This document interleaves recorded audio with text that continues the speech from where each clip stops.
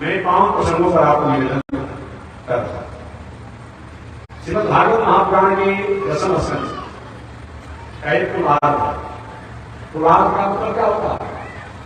पुराण और उतार। वेदांत दर्शन में पुराण उतार की बात आती है। अर्थात तो धर्म जिज्ञासा, अर्थात तो ब्रह्म जिज्ञासा। परम परमात्मा का जो स्वरूप है, परम परमात्मा इस संसार में क्यों आते हैं? परम परमात्मा भगवान श्री नारायण इस संसार में आने का क्या हेतु है इत्यादि जिसमें वर्णन हो, उन कथा को भागवत के दसम स्कंध के माध्यम से प्रभाव से संबोधित किया गया है। उत्तरार्ध में वह परमात्मा आए तो आकर के बाद में क्या किया, किस पर कृपा किया, किसको उद्धार किया, धर्म की स्थापना कैसे किया, आगे लीला में कैसे संवरण किया, समेटा इत्यादि के वर्णन हो, वह उत्तरार्ध है। क्या इस शरीर का परिचय इसके द्वारा बताया जाए, प्रकृति का परिचय इसके द्वारा बताया जाए, प्राणियों का परिचय इसके द्वारा बताया जाए, जीवों का परिचय इसके द्वारा बताया जाए, वो उत्तरार्ध है। और जिसमें ये जीव या प्रकृति या प्राणी इसका अंश है, इसको क्या करना चाहिए, किसकी शरण में जाना चाहिए, उन परम परमात्मा श्रीमद् नारायण के बारे में जो बताया जाए वो बताया जाए। इस प्रकार से भागवत महापुराण के दसम स्कंध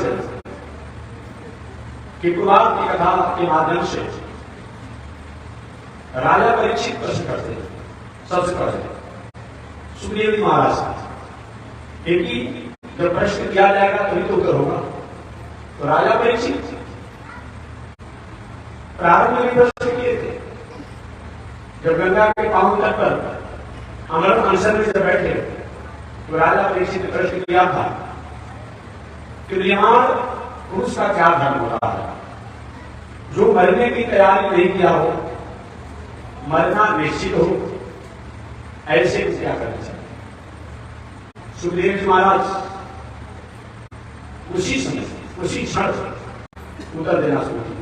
वलियान के प्रश्न परीक्षित महाराज प्रश्न है, श्रेष्ठ है, गरिष्ठ है, वरिष्ठ है, वलियान है। परीक्षित जी मानो भाव ही भाव में प्रार्थना प्रभु हमारी पूरी बात ही आपने नहीं सुना, इतना बड़ा सर्टिफिकेट आपने दिया, कैसे आप ये बातों को तय कर दी मेरा प्रश्न श्रेष्ठ है? तो सुखदेव जी ने कहा कि परीक्षित मारे भावना ऐसी होगी, ऋषियों की भावना ऐसा होगा, इसलिए मैंने कहा कि हमारा प्रश्न वलियान है, लोक हित में, लोक हित में, राष्ट्र हित में, प्राणियों के हित में जो कर्म होता है, जो प्रश्न होता है, वह सब वलियान होता है, श्रेष्ठ होता है, उत्तम होता है। इसलिए तुमने केवल अपने लिए प्रश्न नहीं किया, समस्त प्राणियों के बारे में, मानव मात्र के बारे में आपने पूछा है, क्योंकि एकमात्र तुम्हें संसार में नहीं आया, एकमात्र संसार में तुम्हें नहीं मरना है, दुनिया में जो भी आया है सब मरने के लिए ही आया है। भले हम समझे या न समझे, लेकिन दुनिया में जो लोग भी आए हैं वो सब मरने के लिए आए हैं, जीने के लिए करके आए हैं। भले हम नहीं समझ पाते हैं, लेकिन सब लोग मरने के लिए आए हैं, क्योंकि इसका नाम, इस दुनिया का नाम है दुखालय। दुखालय शाश्वत जगत। हॉस्पिटल में जाने का मतलब ये होता है कि आप रोगी को देखने के लिए या तो सब रोगी पर करके जाना है, रोगी को घाव करने जाना है।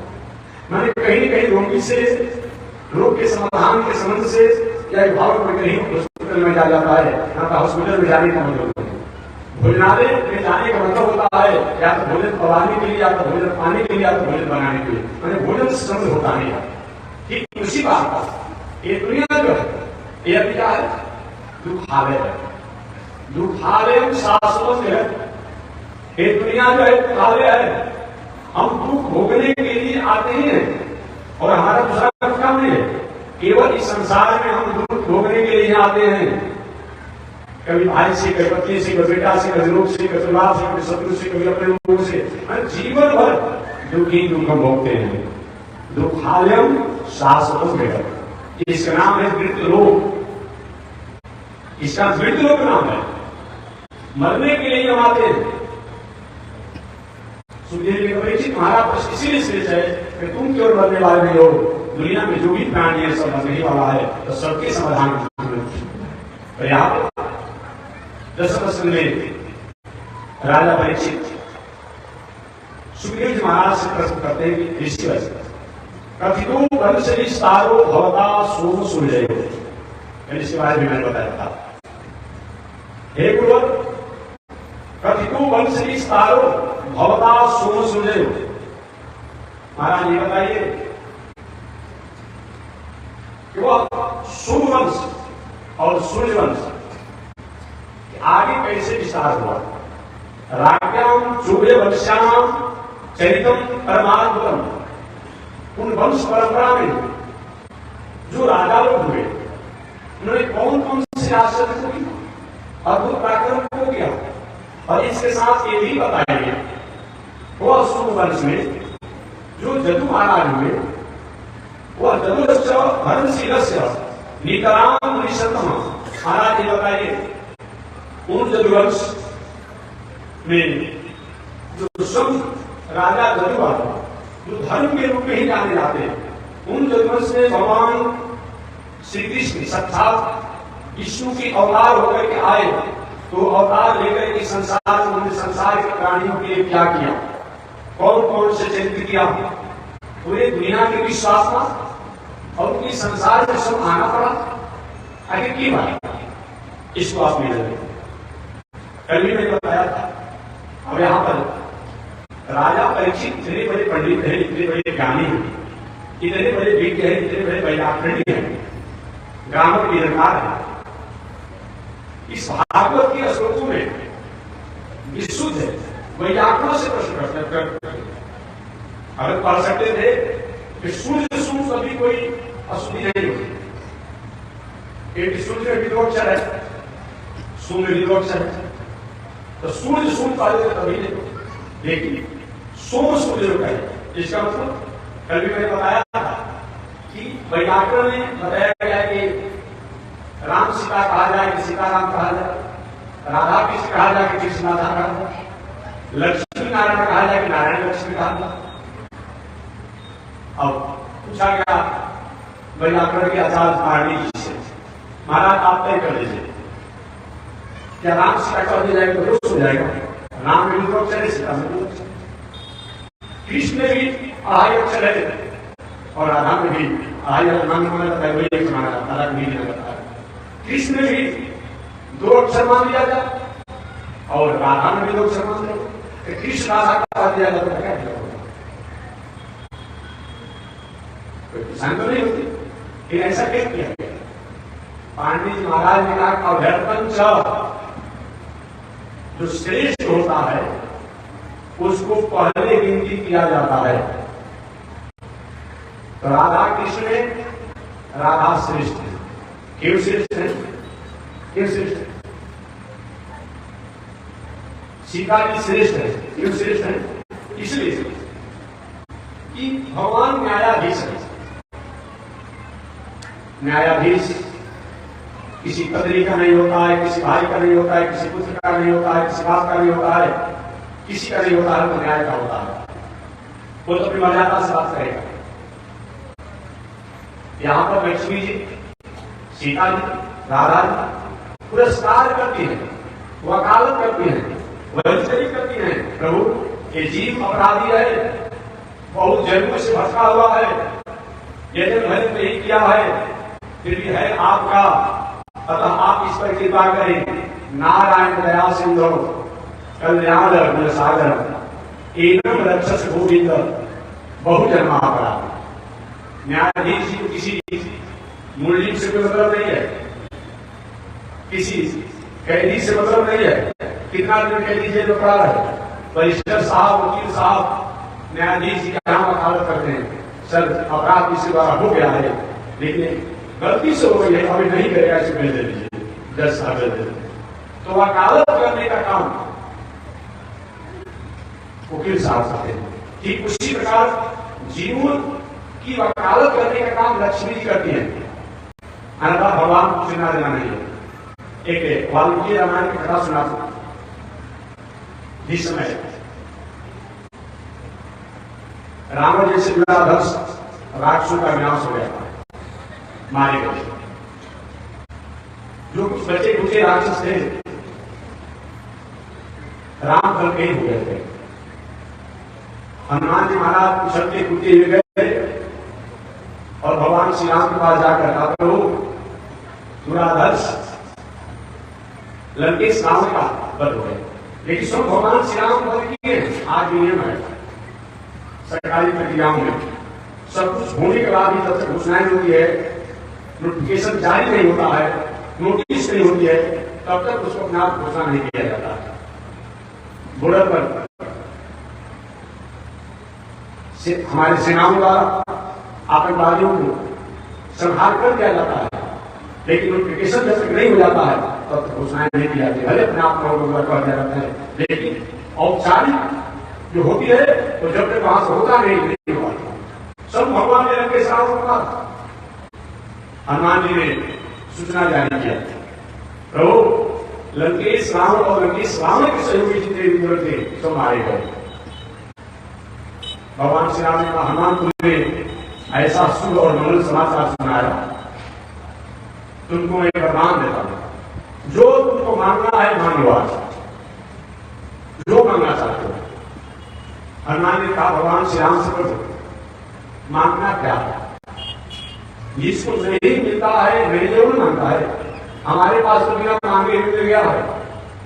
अष्ट सिद्धि नौ निधि के दाता असवर दीदी जाने की, हम अष्ट सिद्धियां मिल चुकी है, 9 निधियां मिल चुकी है, और मांगना क्या है? भगवान का हनुमान, अगर तुम मांगोगे, अगर तुम मांगोगे तो हमारी प्रसन्नता होगी, मांगो। हनुमान जी ने विचार किया कि भगवान से मांगने से प्रसन्न होते हैं, ठीक मांग लेते हैं कि प्रभु अगर आप मांगने से प्रसन्न होते थे, मैं आपसे वर मांगता हूं।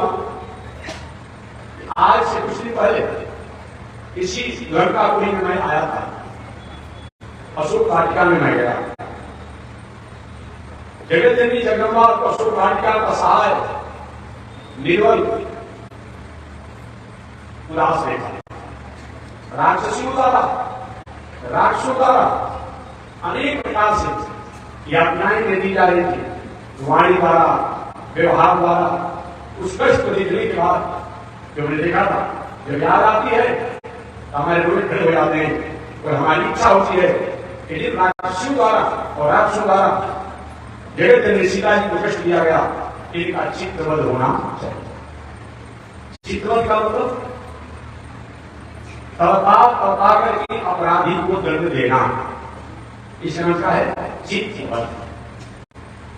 तड़पा करके अपराधी को दंड देना चित्रवध। शरीर में दही नमक लगा करके बांधर भालू द्वारा चलवा करके इनके शरीर को समाप्त करना। भगवान श्री राम ने कहा, ठीक मैं तुमको पसंद दे चुका हूं, चलो ठीक है, यही होगी। हनुमान जी महाराज चले गए। भगवान का कम से कम सीता जी को सूचना दे दो कि दुराधर्ष लंकेश रावण का वध हो गया। बड़ी हनुमान जी विचार के लिए भगवान श्री राम ने आज्ञा दे दिए तो सीता जी को आज्ञा देना ही पड़े। चले गए सीता जी के पास, सूचना दी, जगत जननी जगदम्बा दुराधर्ष लंकेश रावण का वध हो गया, उनके और भी जो सहयोगी उनका भी वध हो गया। मैं सूचना देने आपके पास आया। सीता माता ने कहा, हनुमान तुमको इस सूचना के बदला में जो वरदान मांगना है उसे मांग लो। हनुमान महाराज ने कहा, माता जी सब कुछ मिला हुआ है, लेकिन मेरी मन में इच्छा है तो तत्काल में मैं आया था, आपको राक्षसों द्वारा बहुत कष्ट दिया गया था, मेरी इच्छा है कि राक्षसों का चित्रवध होना चाहिए। सीता माता ने कहा, हनुमान मैं तो समझती तुम मेरे स्वामी के भक्त हो, सेवक हो, अंचर हो, सांप करते हो, पास में रहते हो, तुम्हारी बुद्धि की मर्यादा और गंभीर होगा। लेकिन अभी उनको पता चला कि तुम बांदर जाति के होने के कारण तुम्हारा स्वभाव अभी चंचल है। इन राक्षसियों का चित्रवध, इनका चित्रवध क्यों होना चाहिए? हनुमान ने इसलिए राक्षसियों का चित्रवध होना चाहिए कि प्रथम बार जब मैं आया था, इन राक्षसियों ने आपको भटकाया, डरवाया, धमकाया था, और इनका चित्रवध होना चाहिए। सीता माता ने सभा का चित्रवत हनुमान तुम्हारा होना चाहिए। फिर कोई व्यक्ति मिलजुल गया हो, वकील साहब से वकील साहब जब आप में हो, चलो इस बात से बिल दिया ही देंगे, न्यायाधीश जी राज्य में आवास कहीं बसा बना है, कैसा स्थिति हो जाएगी। हनुमान जी कहे थे कि राक्षसियों की चित्रवत का बलिदान मैं क्या करूंगा। उसमें जगत जननी सीता माता ने कहा हनुमान चित्रवत तुम्हारा होना चाहिए, चित्रवत इन राक्षसियों का नहीं होना चाहिए। उसमें हनुमान जी मेरा चित्रवत, मैंने कौन सा अपराध किया है मेरा चित्रवत होना चाहिए। सीता माता ने राक्षसों ने कौन सा अपराध किया है। हनुमान ने राक्षस ने आपको प्रश्न दिया है। सीता माता ने आपका चित्रवत हनुमान इसलिए होना चाहिए, शास्त्र की मर्यादा है कि कोई भी नायिका, कोई स्त्री से कोई नायक, कोई कर्मचारी, कोई पुरुष एकांत में अकेले वार्तालाप करता है, जाता है, बातचीत करता है तो वह भी अपराधी है। मैं कर्मचारी, मैं प्रतिपरायण, तुम अपने नैतिक कर्मचारी कहते हो, तुम अशुभ वाटिका में प्रथम बार तो तुम हमारे पास आया, तो क्या तुम्हारे पर अपराध का कानून लागू नहीं होगा? अपराध लागू होगा नहीं होगा? अब तो हनुमान जी काफी लगे, नहीं मेरा चित्रवत नहीं होना चाहिए, सीता से तुम्हारा चित्रवत होना चाहिए। क्या धर्म नहीं है, नियम नहीं है, तुम नहीं जानते हो ज्ञान नाम का ग्रहण क्यों होते आप जानते हो नहीं जानते। हनुमान जी ने कहा माता जी चित्रवत तो मेरा होना चाहिए तब जब मैं अपने स्वेच्छा से आपके पास आकर के वार्तालाप करता, तब मैं अपने स्वामी भगवान श्री राम की आज्ञा से आपके पास आया और उनकी संदेशा, उनकी सूचना को आपको सुनाया, और तब मेरा चित्रवत नहीं होना चाहिए।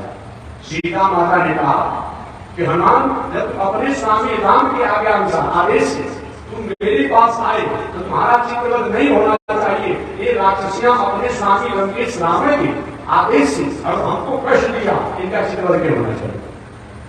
अभी तक दुनिया के लोग जानते थे कि राम जी बहुत बड़े दयालु हैं। राम जी की दयालुता जो है सीता जी के दयालुता के सामने पसीना पसीना का हो गया। राम जी की दयालुता कहीं पसीना हो गया तो सीता जी की दयालुता पसीनी हो गया, बड़ा हो गया अपने आप में। अच्छे बताइए राम जी किसी प्रतिभा की है? रात को तो राम जी भक्त है, आप लोग राम जी भक्त होते। राम जी आज तक किसी पर कुछ किए हैं? राम जब विवाह के हुए कि हमारा तो हो जाएंगे, राम राम कहीं राम कहीं राम राम कहीं राम राम गए पढ़े नहीं पढ़े आपने 6 बार राम राम दशरथ जी महाराज कहे, अब कभी उनको राम गए सुधाम, सुधाम मतलब क्या होता है? स्वरूप, स्वरूप माने क्या होता है? छिड़े पूरे मत लोगों की संख्या। स्वर्ग है क्या चीज? आपके पास बैंक में फिक्स डिपोजिट है, जब तक डिपोजिट है तब तक आप एटीएम से लगा करके होटल में रहिए, धर्मशाला में रहिए, सब्जी खरीदिए, कपड़ा खरीदिए, जहाज की यात्रा के लिए, बस की यात्रा के लिए, आज भी आपका खाता नहीं हो जाएगा तब आगे क्या काज होगा? नहीं होगा। वही है स्वर्ग में होता क्या है? हमारा डिपोजिट जो है वो बैलेंस से तो हम भोग रहे हैं, आज भी डिपोजिट हमारा समाप्त हो जाता है और स्वर्ग से धकेल दिए जाते हैं। यही तो स्वर्ग है। छीड़े पूरे भर लोगों की संधि, यही अपने आप में है स्वर्ग। स्वर्ग में दूसरा कुछ नहीं होता है, इसलिए बताया गया। और दूसरी बात, एक देहात में कहावत आती है कि बांदर को पौधा दिखाई, बांदर कहीं पौधा मिल जाता है तो उसको समझ में आता है इससे मीठा कोई मिठाई नहीं होता है। वही हाल पर जिसको कुछ नहीं है तो स्वर्ग हो तो स्वर्ग करता है। स्वर्ग माने बहुत कुछ होता नहीं है। स्वर्ग में रहने वाले व्यक्ति को कभी कभी डिमोशन भी हो जाता है। क्या लिखेगा? स्वर्ग में रहने वाले व्यक्ति को, स्वर्ग में जाने वाले व्यक्ति को कभी कभी डिमोशन हो जाता है। प्रमोशन की जगह पर कथा आपने सुना होगा, राजा नहुष 100 अश्वें जग करके स्वर्ग की गति पर स्थापित हुए थे, लेकिन बनकर के अजगर सांप बन गए। और शंकर सहे काल और नौकर नरेश 100 बार राम राम कहने वाले, राम राम कहीं राम कहीं राम राम कहीं राम राव गए स्वर्ग गए। अपने बाप के हुए राम जी, अपने भाई के हुए। जो लक्ष्मण अपनी पत्नी को छोड़ करके के साथ 14 वर्ष रहे, राम जी बलारो करते थे, सोते भी थे, लेकिन इस लक्ष्मण ने नींद को, नारी को और भोजन को त्याग दिया। और लक्ष्मण तो हुए रावण कहा जाते हो जाएंगे। वाल्मीकि रामायण के उत्तरकांड में लिखा हुआ है, आप पढ़ेंगे वाल्मीकि रामायण उत्तरकांड में थोड़ी सी गलती हुई, थोड़ी सी गलती हुई। राम जी लक्ष्मण जी पहाड़ा दे रहे थे, संत दुर्वासा जी आ गए, भगवान श्री राम के सशक्त वार्तालाप हो रहा था। जब रात ने कहा था कि मैं आपसे कहीं तक वार्तालाप करूंगा, हमारी आपकी वार्तालाप होगी और इस बीच में दूसरा व्यक्ति नहीं आना चाहिए, आ जाए तो उसको अपराध पर का दंड देंगे, ऐसा वचन दीजिए। इसी वचन के अनुसार राम जी लोग जब रात का वार्तालाप हो रहा था, लक्ष्मण जी पहाड़ा दे रहे थे, दुर्वासा जी से आ गए। दुर्वासा ने कहा लक्ष्मण जाकर सूचना दे दो। दुर्वासा जी आए, मैं पूरे रघुवंश को विनाश कर दूंगा। अब क्या करें इस स्थिति में? क्या करें? लक्ष्मण जी चले गए सूचना देने। भगवान श्री राम लक्ष्मण जानते हो मेरी प्रतिज्ञा है और इस मानव द्वारा मैं तो नहीं मारूंगा। आपने धनुष भगवान को चढ़ाए, लक्ष्मण को मारने को तैयार हुए। समझिए, जो लंकापुरी में यही राम की बात जय हो अवध कवन लाई, नारी हे नारी हे तुझे बंधु गवाई। नारी ने कहा बंधु को मैं गंवा दिया, वो लक्ष्मण को मारने के लिए तैयार हुए। भगवान श्याम वाल्मीकि रामायण उत्तरकांड पढ़ लीजिएगा। उसमें बांधे जवाली वशिष्ठ, तुम ये क्या करे? तो हमारा राम को मेरे नाम वास्ते मैं अपने वचन से पीछे नहीं हटूंगा, अपनी मर्यादा से पीछे नहीं हटूंगा। पत्नी का त्याग हो सकता है, पुत्र का त्याग हो सकता है, भाई का त्याग हो सकता है, हाथ का त्याग हो सकता है, इस शरीर की दुनिया से मैं त्याग दूंगा, लेकिन अपने वचन से पीछे नहीं रहूंगा।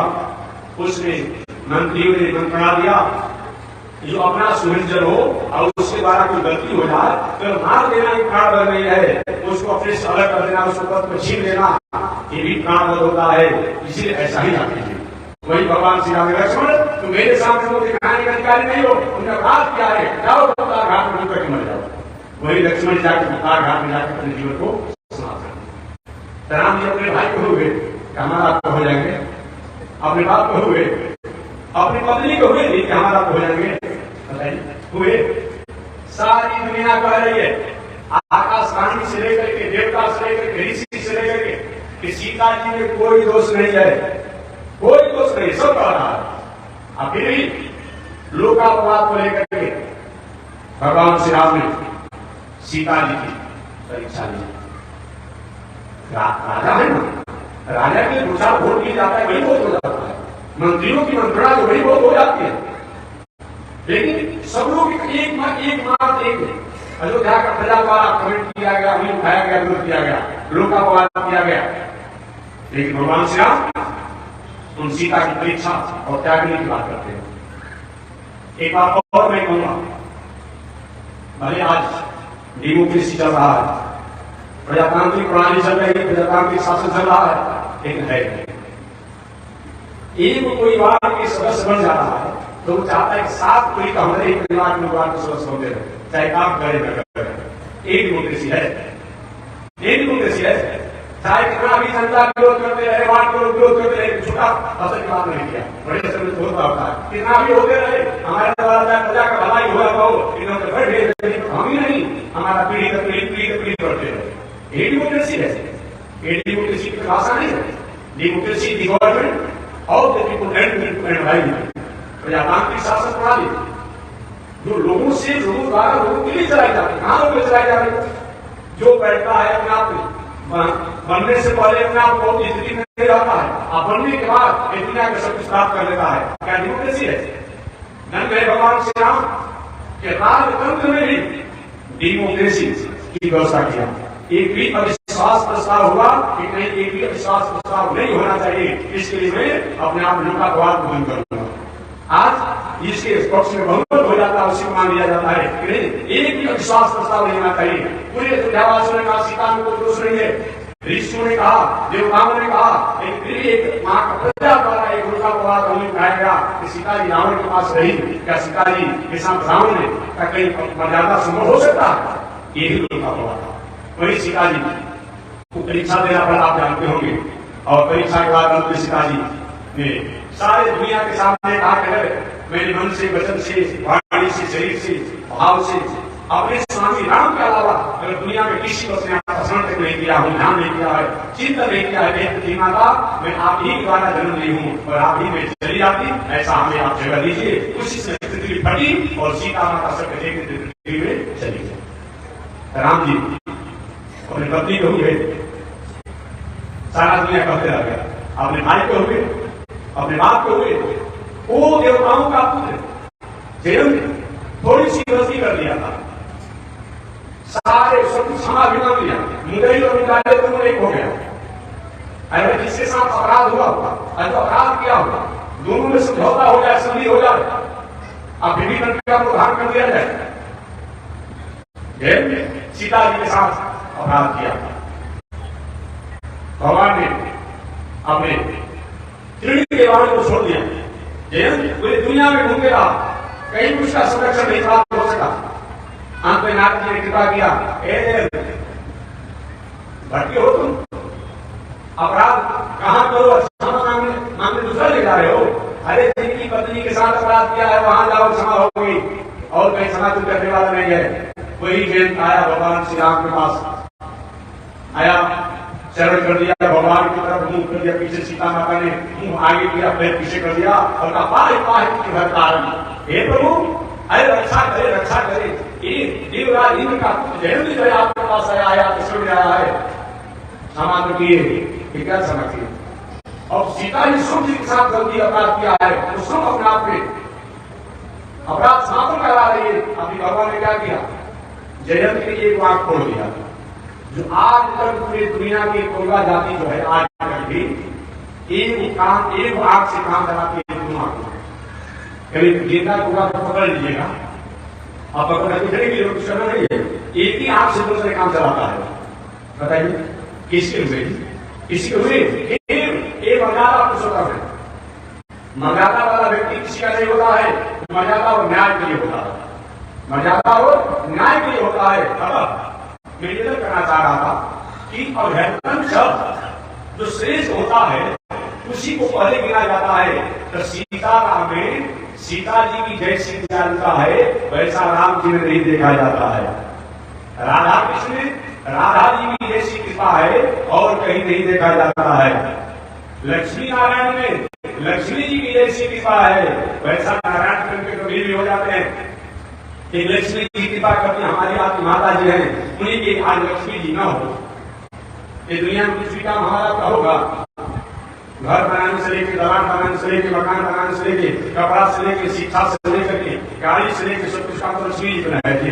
इसलिए दुनिया में जितने भी नास्तिक कर्मी हैं वे सर्वी हैं, भले ही लोग भगवान को नहीं मानते, लेकिन कोई ऐसा नहीं है जो कहता है कि हमें लक्ष्मी नहीं चाहिए। एक अपराधी को भी लक्ष्मी चाहिए, एक कर्मी को भी लक्ष्मी चाहिए, एक नास्तिक को भी लक्ष्मी चाहिए। नास्तिक है, ईश्वर को नहीं मानता है, ये नहीं बात है हमको लक्ष्मी नहीं चाहिए, हम लक्ष्मी को नहीं मानते हैं, तो ये सारा काम जो है लक्ष्मी का है। ऐसे लक्ष्मी जी कहते चलो भगवान के साथ जो हमको नहीं मान रहा है तो चलो हमारी पत्नी को मान रहा है, इसका सुधार कर देना चाहिए।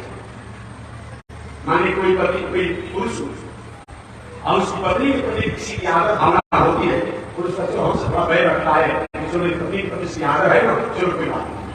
भगवान इसीलिए नास्तिकों का उद्धार कर देते हैं, पापियों का उद्धार कर देते हैं कि चलो हमसे तुम बैर करते हो लेकिन हमारी पत्नी को तुम चाहते हो ना, उनसे तुम्हारा संबंध है ना, इसीलिए उसका उद्धार हो जाता है। मैं निवेदन करना चाहता हूँ कि पांडे जी ने कहा कि अभ्यर्थन शब्द जो श्रेष्ठ होता है उसी को सबसे पहले कहा जाता है। यहाँ पर राजा परीक्षित भी अच्छे पढ़े लिखे हैं, व्याकरणी है, उन्होंने सुखदेव जी महाराज से कहा कि हे ऋषिवर कथितो वंश विस्तारो भवता सोम सूर्य, महाराज ये बताइए वह चंद्र वंश और सूर्य वंश का किस तरह से विस्तार हुआ, इसको विस्तार से कथा सुनाइए। इस कथा को विस्तार से मैं सुनना चाहता हूँ। और उस वंश में जो बड़े बड़े राजा लोग हुए उन्होंने कौन कौन से अद्भुत चरित्रों को किया, इसको सुनाइए। अब यहाँ पर निवेदन करके आगे बढ़ जाता हूँ।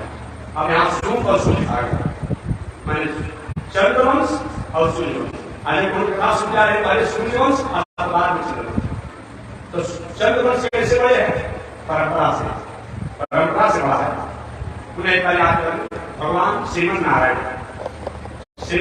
की नाभि से कमल, कमल से ब्रह्मा, ब्रह्मा के अत्रि के चंद्रमा, तो चंद्रवंश पांचवा पीढ़ी से आगे शुरू हो जा रहा है, अत्रि के चंद्रमा।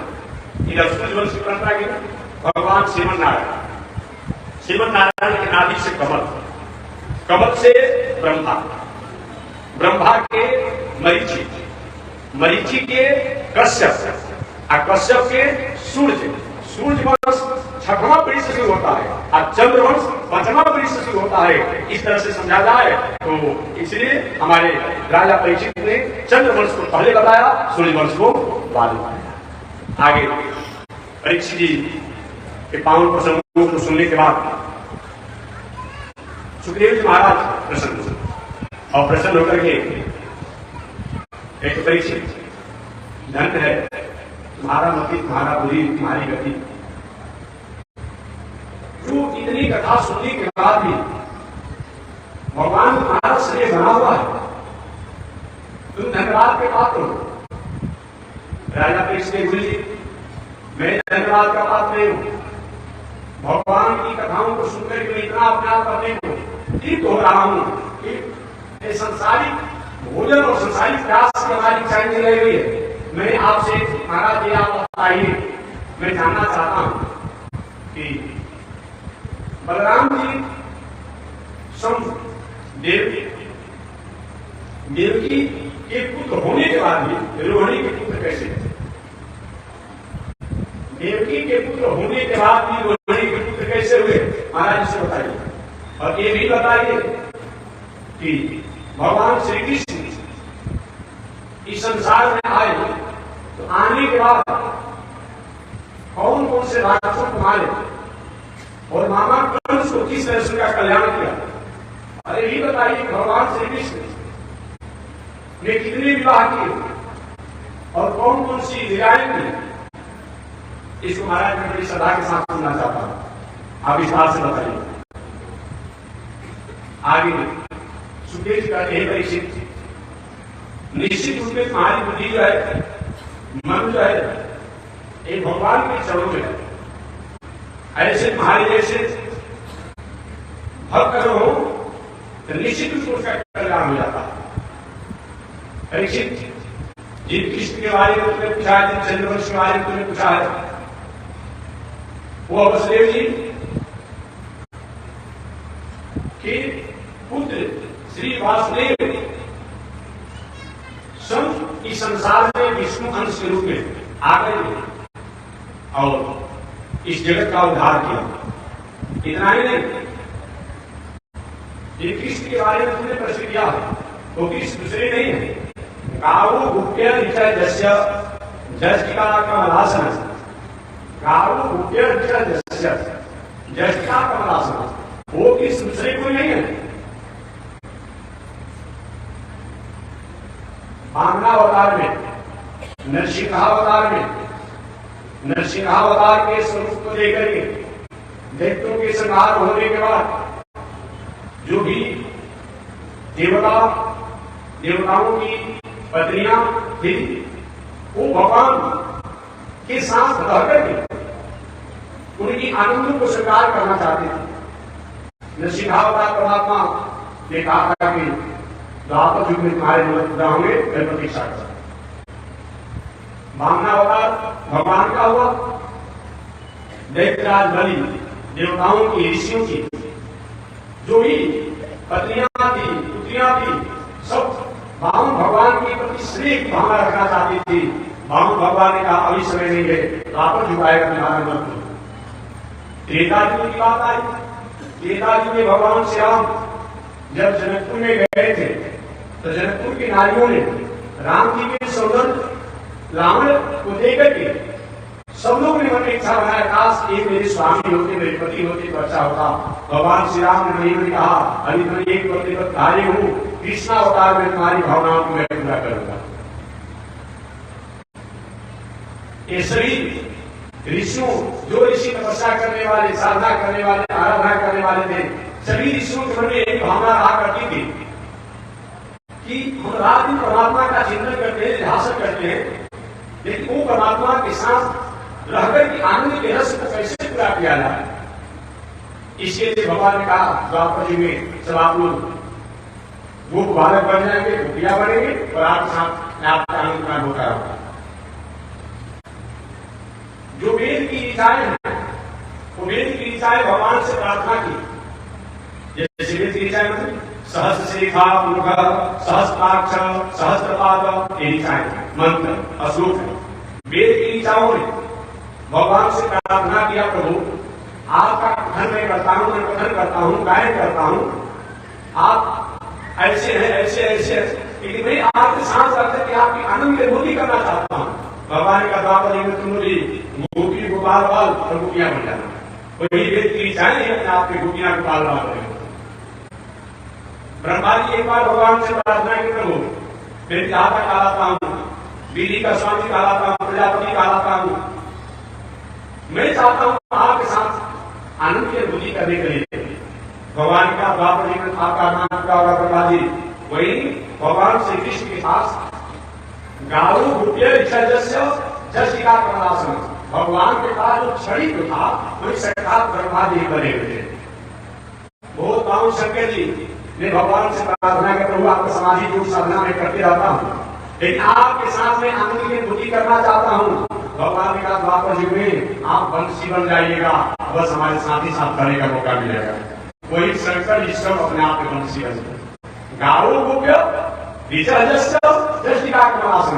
गाओ गोप्य जितने भी वेद की इच्छाएं हैं वही गाय और गोपाल बने हुए हैं, गोपियां बने हुए हैं, जष्टिका कमलासनम और छड़ी जो है ब्रह्माजी बने हुए हैं, और रुद्र वंशु और रुद्र जो है सब वंशी बने हुए हैं। देवराज जी ने भी भगवान से प्रार्थना की, प्रभु मैं भी आपके साथ रहना चाहता हूँ। भगवान ने कहती के द्वार उनका प्रतीक्षा करो। वही सब देवराज जी रहे, भगवान गायों को खिलाने के लिए जो श्रृंगी रखते थे, जो जैसे आज घोड़ा रखने वालों एक लोहे का होता है खिलाते रहते हैं, वही अपने आप में सब देवराज जी। ऐसे सभी देवता ऋषि संत ऋषि पत्नियां देवपत्नियां सब भगवान से अपने आप में साथ रहने के लिए अलग अलग, कोई गाय की बछड़ी बन गए, कोई गाय बन गया था, कोई गोपी बन गया था, कोई गोपाल बन गया था, और सब लोग अलग अलग ब्रज वृंदावन मथुरा गोकुल बरसाने इत्यादि में अपना डेरा डाल दिया था कि भगवान कहीं नहीं कि बापू जी मैं आऊंगा तो सबकी अरमान को पूरा करूंगा। आगे श्री सुखदेव जी महाराज कहते हैं, परीक्षित इस प्रकार प्रतीक्षा में लोग रहते रहे, समय पा करके भगवान विचार के कब चलना चाहिए। भगवान इस संसार में आते तो हैं, लेकिन जब धर्म का ह्रास होता है, संत महात्माओं के प्रति राजा का प्रजा का उदासी होता है, दुष्टों का बोलबाला बढ़ जाता है, तो परमात्मा को इस संसार में आना ही पड़ता है। या करते अंशावतार में कलावतार में आकर के तो दुष्टों को ग्रहण करते हैं। ऐसे भी आप लोग कहते भी है कि जब जब हो धर्म की हानि, हम कहते हैं जब धर्म का हानि होता है, बारह असुर अधर्म अभिमानी, जब असुरों का अभिमानियों का जब संख्या बढ़ने लगती है, तब धरी प्रभु विविध शरीर तब भगवान कहे अनेक शरीर को धारण करके और हर कृपा ने विसर्जन किया। वे महापुरुषों के कष्टों को दूर करते हैं। इसी बातों को श्रीमद् भगवत गीता में अनंत भी कहा गया है, जरा जरा ही धर्म से इत्यादि द्वारा कहते बताया गया। दुराचारी लोग का दुराचार पर तेज चला गया, अनाचारी पापाचारी बेविचारी कुकर्मी अनिति अन्याय से रहने वाले लोग पूरी दुनिया में उनका एक तांडव हो गया। पृथ्वी माता जनसंख्या से प्रभावित नहीं होती है कि हमारे कितना जनसंख्या हो गया। ये अभी पूरी दुनिया की जनसंख्या जो है वो कितना है, 1000 का जो एक भाग जो है उतना ही है, इतना जितना क्षेत्रफल है। जनसंख्या से पृथ्वी माता नहीं प्रभावित, जैसे एक बिघा जमीन हो और उस एक बिघा जमीन में आपने एक कट्ठा में मकान बनाया, इतना घने वाली है, दुनिया में कहीं पहाड़ है, कहीं पर्वत है, कहीं बीच है, सब है। पृथ्वी माता का भाग जनसंख्या नहीं। पृथ्वी माता का भार, जब इस संसार में लोग जन्म लेकर के उपद्रवकारी हो जाते हैं, अनीति अन्याय अधर्म पर चलने वाले हो जाते हैं, माता पिता गुरु धर्म शास्त्र संस्कृति वेद शास्त्र इत्यादि को अवहेलना करके और नए नए रोज बंधुओं को मार्गों को निकालने वाले हो जाते हैं, तब पृथ्वी माता से ऐसा अत्याचार बर्दाश्त नहीं होता है। अब पृथ्वी माता अब अपने स्वरूप को बदल करके अशुभ अपने जीवन को जीती है। ऐसा ही स्थिति हुआ जब दुराचारी लोग दुराचार की अंतिम सीमा में हो गए, उसमें गाय माता पृथ्वी माता गाय का रूप बना करके अब ब्रह्मा जी के पास पहुंचे और ब्रह्मा जी से वो स्वरूपा पृथ्वी माता ने कहा, हे पितामह आप मेरे पिताश्री हैं, अब हमसे व्यवहार कहा सहा नहीं जाता है, मैं पृथ्वी के भार को सह नहीं कर पाऊंगी, कोई उपाय कीजिए। ब्रह्मा जी का बेटी धैर्य को धारण करो और हम सभी लोग मिलकर देवता मिलकर के हम सब लोग चले उन क्षीर सागर भगवान श्रीमन नारायण के पास। वही हो सकता है कहीं हम लोग के संकट को दूर करेंगे। ब्रह्मा जी, वो काम शंकर, पृथ्वी माता, सभी देवता ऋषि लोग सब लोग क्षीर सागर के पावन तट पर गए और पावन तट पर जाने के बाद सब लोग ध्यानस्थ हो करके और भगवान क्षीर साई का जो रंगनाथ भगवान है, इनके बारे में आपको कहते हैं क्षीर साई को रंगनाथ भगवान है, शांताकारम भुजंग शयनम पद्मनाभम सुरेशम विश्वाधारम इत्यादि आप कहते हैं। यही क्षीर सागर भगवान के पास गए और सब लोग वेदों को बढ़ करके स्तुति करने लगे। उस समय आकाशवाणी हुई, हे पितामह, हे देवताओं, हे पृथ्वी, हे ऋषियों, आप लोग इस स्तुति से मैं प्रसन्न हूं, लेकिन अभी आप लोग प्रतीक्षा करें, मैं संसार में संप्रकट होगा। ऐसे उन दुष्टों के अत्याचार को नमन करना संभव नहीं है, मैं संसार में संप्रकट होगा। ब्रह्मा जी पूछा, प्रभु कब प्रकट होंगे, कैसे होंगे, कैसे बात आना जाएगा? आपका अनंत रूप है, अखंड रूप है, अविनाशी रूप है, हो सकता है कहीं भूल जाएंगे तब क्या होगा? कुछ तो हमको विश्वास दीजिए, कुछ तो धरास दीजिए, महाराज कब प्रकट होंगे, कैसे प्रकट होंगे, किस प्रकार प्रकट होंगे, क्या आपका स्वरूप होगा, कैसे मुस्कानेंगे बताइए। तो उसने आकाशवाणी द्वारा भगवान ने कहा, हे ब्रह्मा जी, मैं स्वयं इस संसार में अवतारूंगा। वसुदेव की हे साक्षात भगवान पुरुष परा जनिष्यते तत्प्रीत्यार्थम संभवन्तु सुर स्त्रिया। हे देवताओं, वसुदेव की हे साक्षात जो वसुदेव जी जो ब्रज के रहने वाले जो हैं, मथुरा के रहने वाले जो हैं, वो वसुदेव जी के घर में साक्षात मैं अवतार लूंगा। वसुदेव की साक्षात भगवान पुरुष जनिष्यते तत्प्रीत्यार्थम, और आप लोग यही कीजिए कि जब तक मैं प्रकट नहीं होता हूं इससे पहले आप लोग मेरे कार्यों में, लीला में, कर्मों में सहयोग करने के लिए अपने अपने पुत्र पत्नी परिवार असम आप लोग पूरे ब्रज क्षेत्र में, मथुरा क्षेत्र में, आसपास के क्षेत्रों में आप लोग किसी न किसी को माता पिता बना करके जन्म ले लीजिए। देवताओं को विश्वास प्राप्त, वही जो भी ब्रज मथुरा वृंदावन लोग थे, केवल गाय नहीं थी, वे गोपियां नहीं थी, केवल गोप नहीं थे, केवल गोपाल बाल नहीं थे, कोई देवता था, कोई देवी था, कोई देवताओं की पत्नियां, इसी तरह से लोग अपने आप में गोपाल गोपी और वर करके आए थे। तो इस प्रकार से सभी देवताओं ने जब आकाशवाणी की बातों को सुना तो सब लोग वहां से भगवान द्वारा आकाशवाणी सुन करके ब्रह्मा जी ने विश्वास किया, भैया तुम लोग अपनी तैयारी बदल जाओ। और सभी देवता लोग धीरे धीरे उस ब्रज गोकुल वृंदावन मथुरा में किसके द्वारा किसको माता बनाए, किसको पिता बनाए, किसको भाई बनाए, किसको क्या बनाए, ऐसे सब लोग अपने आप में अपने विचार करें। तब कितने भरने वाणी को विराम दे रहा हूं और शेष चर्चा करूंगा कि कैसे कैसे देवता लोग इस धराधाम पर ब्रज के क्षेत्रों में और अपना प्रकट हुए, किसको क्या बना करके और भगवान किस प्रकार से आए, शेष चर्चा अगले दिन आदि के साथ माने विराम।